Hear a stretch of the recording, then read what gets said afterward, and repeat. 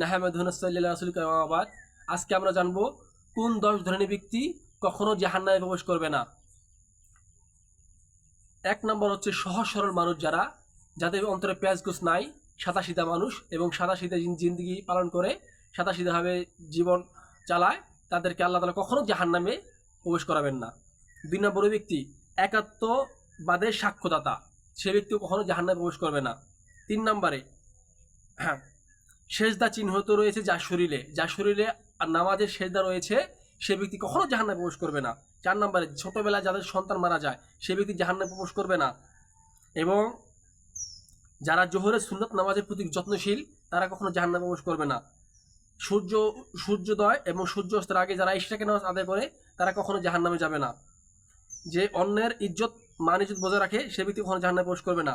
যে ব্যক্তি 2 ঠান্ডা নামাজ পড়ে, মানে যে ব্যক্তি তাহাজ্জুদ নামাজ পড়ে, সে ব্যক্তি কখনো জাহান্নামে যাবে না।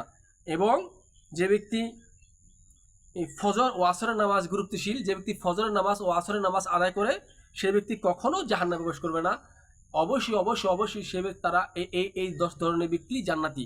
তা আল্লাহ তাআলা আমাদের সবাইকে জেনে শুনে এই আমলগুলো করা তৌফিক দান করুক।